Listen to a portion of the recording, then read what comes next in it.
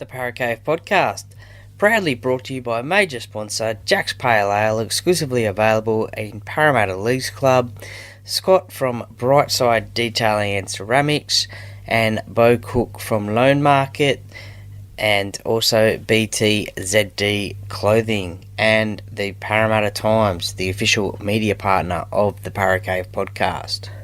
Hello and welcome back to the Para Cave podcast. This episode is just a little 10-minute clip or clips of myself and talking to the Talking Para podcast lads, a podcast I am a part of each and every week. Now, the Talking Para podcast you can find on Apple and Spotify, and you can also watch the video, the podcast, on YouTube through the Entertain House channel. So subscribe to that one and you'll see that one every week, and also subscribe to the Talking Para podcast. But during these clips, you'll hear myself talk about the potential Parramatta X Factor.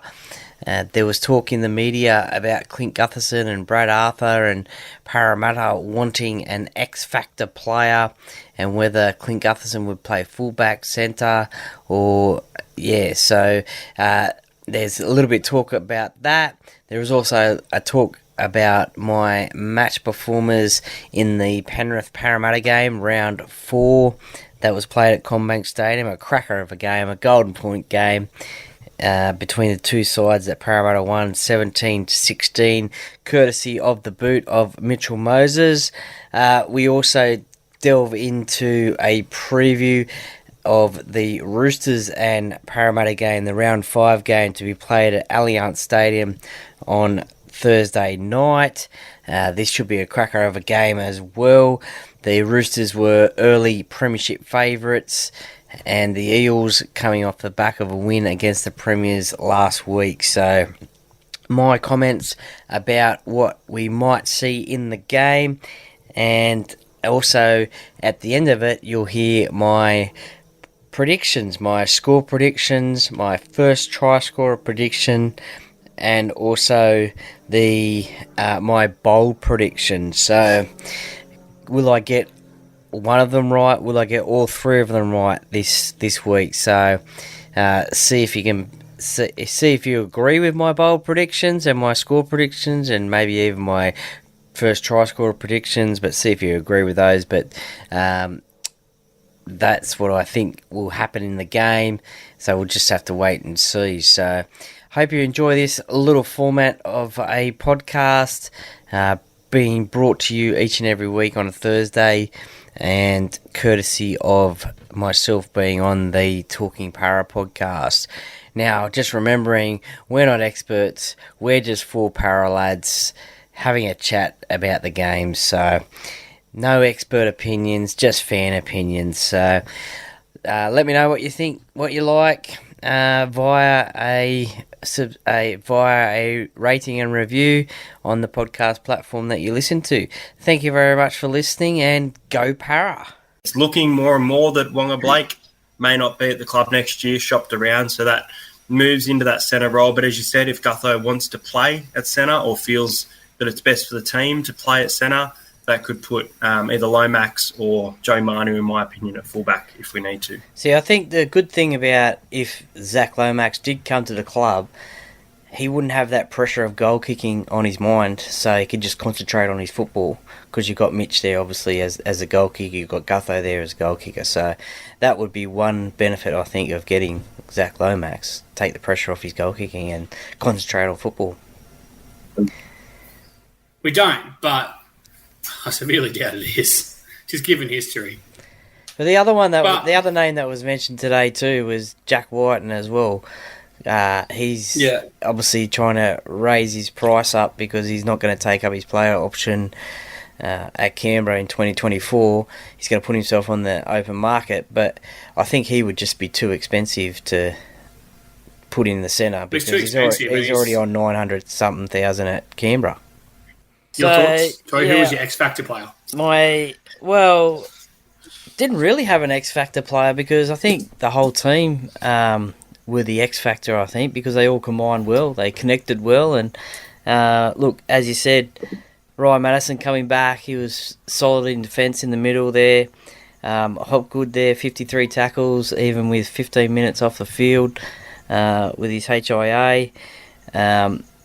You got worried when it did go to Golden Point because a couple of years ago you probably thought that, oh no, Parramatta's going to lose this game, but they held their nerve, and even with Junior off Sinbin, they held their nerve and they knew what they needed to do.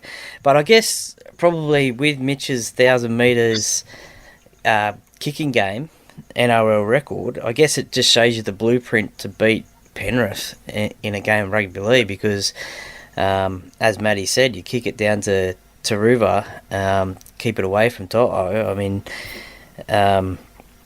Toto only had like 20. Pretty sure we talked about that last week, didn't we, in the show? Yeah. So that's what you said.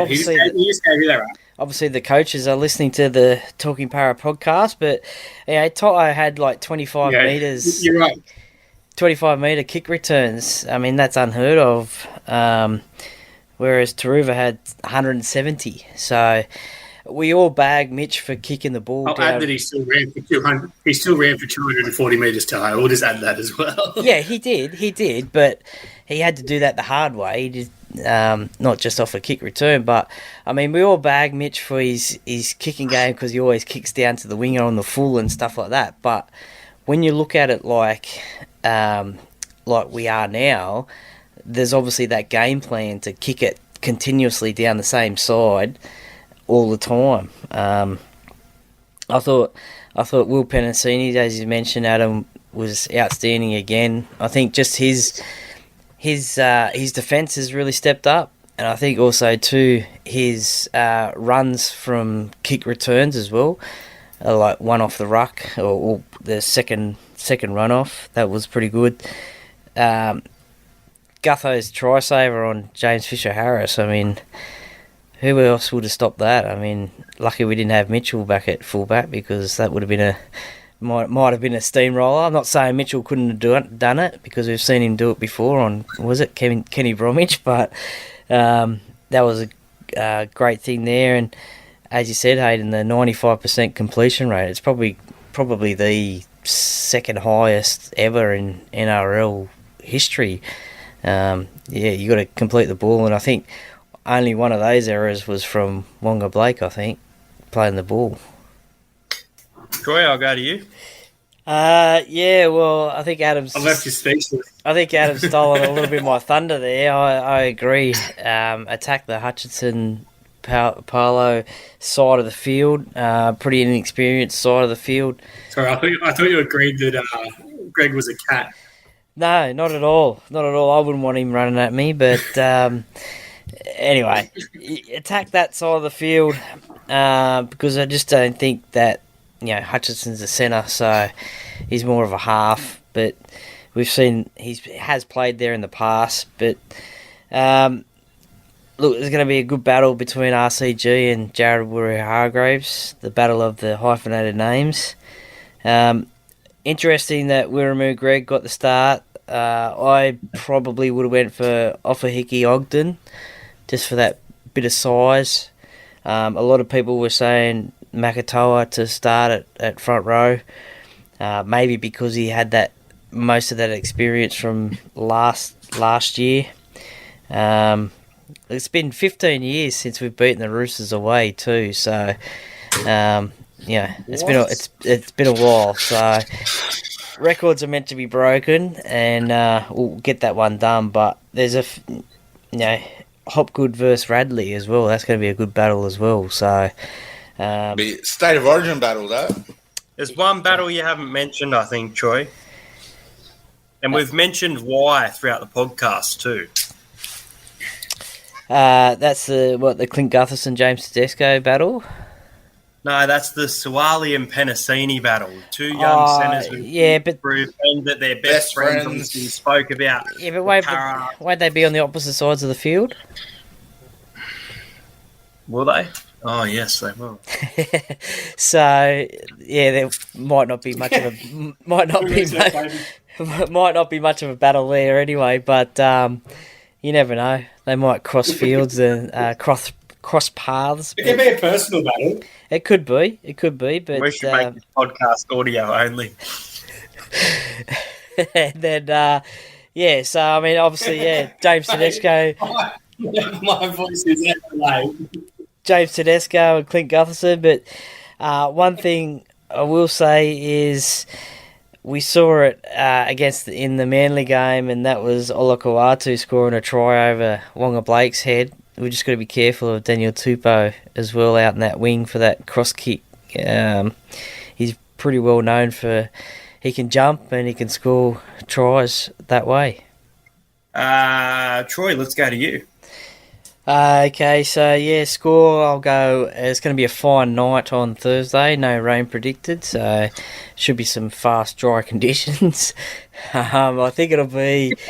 I think it'll be about 24-18, and I'm going to go a bit random here. I'm going to say Jermaine Hopgood first try scorer.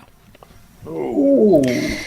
A bit random there, I know. I think it'll be one of those close 10-metre runs and the show and go, I had him against Cronulla and he passed it. Well, just getting that short ball off Joshy Hodgson, I think, maybe, and not so much a barge over try, but the defence will be looking for him to pass the ball, I think, so, but he'll, show and go and score.